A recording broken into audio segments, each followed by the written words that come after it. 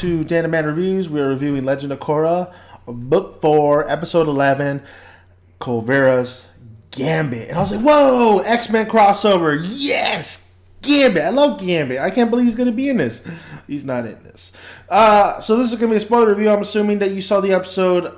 I'm just going to give you my thoughts. And please, I want to hear your thoughts and comment below.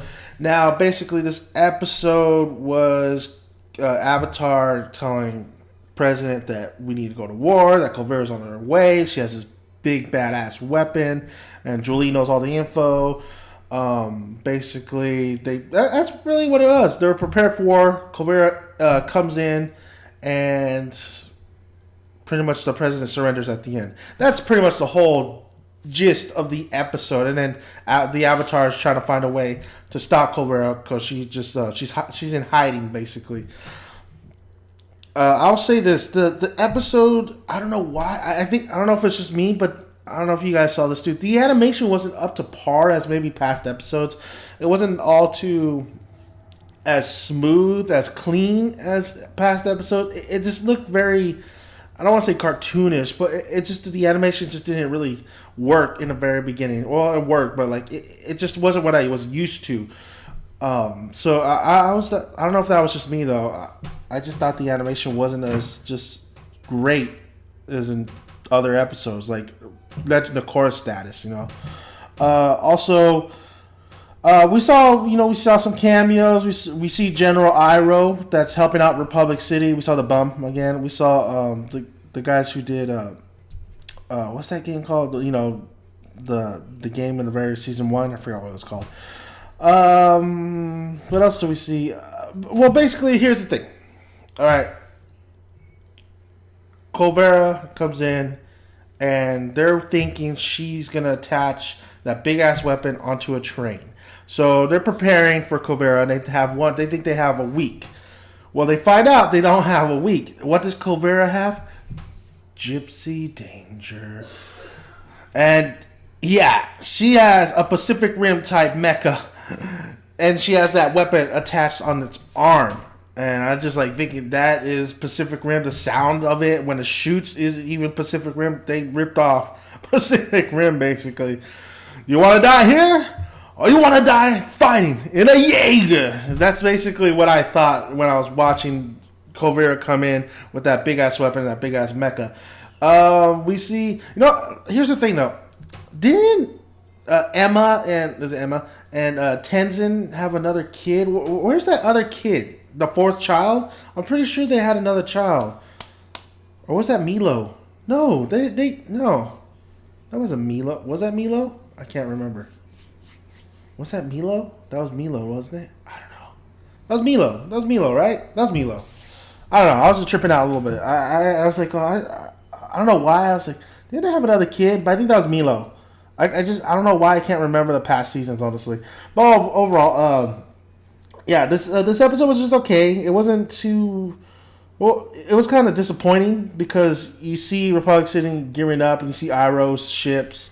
And, you know, Kulveria has this big badass weapon and she's taking it out like nothing.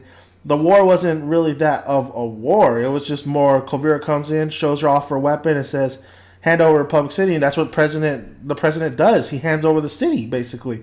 And she wants the Avatar, of course. And the Avatar pretty much goes hiding and tries to figure out how to stop this mecha machine. Which, you know, I just kept on going like, what would Aang do? And I was just thinking, Aang and the rest of the crew would have tried to take out that machine before it even hit Republic City. So I didn't really get that. I mean, if it's made out of metal, I think it's made out of metal. Why didn't they get some earthbenders? And I was just saying, you know, Lin and Sue, why are you not trying to take out that damn mecha machine, that weapon? I don't know. It was kind of confusing a little bit, but yeah. I mean, I was kind of disappointed. I was like kind of expecting, like, you know, when Avatar's big finale, they had a big ass war. And at first, I was like, well, maybe they don't want to do war because it's a kid show and casualties and this and that. But Aang did it. Aang did it when they was fighting Fire Lord Ozai. So I was tripping out on that. I was like, nah, man. I mean, give us a war. If you're gonna do the war thing, then give us a war. And I don't know if it'll still, you know, happen like they'll showcase two sides really fighting, but who knows? So yeah, Avatar. Korra's basically on a mission to try to take out that machine. Oh, you know what I really liked was the Julie and Varric exchange. Like Julie, she really cares for Varric, and Varric really cares for Julie, but he always makes it into a laughing matter. Says, "All right, get to work." When they see when she pretty much explains what her feelings towards him, and then she gets all pissed at him like, I'm not just a ward. You're gonna have to treat me as your equal. So then she storms off. I did like that. Barrick. See, it's Varric and then it's Barrick. Barrick is the son of Sue, the one who's engaged to Kulveria. Well, they said that they were thinking okay, we can't take out this mecha, but we know somebody who knows how to take out that mecha, and that's Barrick. Barrick knows his shit. So they go and they capture Barrick, and they store him in a warehouse, and they pretty much try to convince him. We can't physically harm him because that's the Avatar. She's not a monster. She's a monster. She's not a monster. So they pretty much threaten him. If he doesn't, comply, he doesn't convince Kulveria to stop and just leave, that he will never see her again. They'll take her, to whisk him away, basically steal him away, and just never allow him to see Kulveria. Oh wow, what a great plan! I just feel like this, it's whatever. So they get Kulveria on the line. Kulveria finds out where the location is and says, "Don't worry, I love you. Well, though this city is not worth us, us being together." And she blasts the warehouse. She blasts the warehouse, and I was like, "Damn, that's cold. That is cold." I should care, but I don't really care because throughout this whole season, we never really saw the relationship between Barrick and Kulveria. If they really even, you saw little glimpses that maybe they do have feelings for each other, but I'm not gonna go, sob over this couple that's just completely, they're not together anymore because the creators didn't really build it up. They didn't really give us anything to work on. So them, her doing that, it definitely wasn't a shocker. And it definitely doesn't. I don't really care because whatever. They'll probably get back together. I mean, if Sasuke and Sakura can get back together, Sasuke almost killed her, I think twice. Then, twice. Yeah, they can get back together. But So she blasts the warehouse. We know Korra's not dead. We know a lot of people are not dead. I honestly don't feel tension. I don't feel like people will die in this episode. And I don't think any Avatar show or even Aang show, you never felt anybody would die. But yeah, I mean the tension is not high. It's not really that high. It's just really you're going through the motions and trying to watch this, and it just feels like kind of a letdown as we're moving closer to the finale. It's just maybe it's setting things up, but I feel like them going after Barrick and not really trying to take out the mecha itself. Maybe it's not a smart idea, but I just feel like, taking Barrick and stuff and threatening him with all this stuff. I don't know. I mean, Barrick's going to go on their side now that Kulveria tried to kill him. He's going to say, she tried to kill me. It's over. I love her. She's a monster.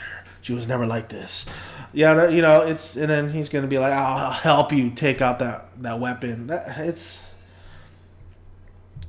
Legend of Korra, man. It's Legend of Korra. But overall, it was an okay episode. There wasn't, like I said, there's a lot of things that they wrote in there that I felt like it's cliche a little bit cliche. You've seen it before done and done better. You see, the animation was, for some reason, in my eyes, was not up to par. Yeah, just another episode. It really was just another episode, guys. It's should check it out because it's still moving the story along. It did that. It's moving the story along. It just wasn't anything too interesting or spectacular in this episode that made me care that much for it. It just really, but it's moving along, and we're gonna see basically a setup of them working with Barrick and Barrick telling them how to destroy the weapon, probably and just take out Kulveria. Taking out Kulveria. I think we're all looking forward to that. If they had Toph, this would have been done quick. So, I mean, yeah, I still want that Toph for the Kulveria fight, but it is what it is. All right, guys. Thanks for listening, and please subscribe and like the video, and I will see you next time, and hopefully we get a little bit much more deeper and better written episode. All right, guys. Bye.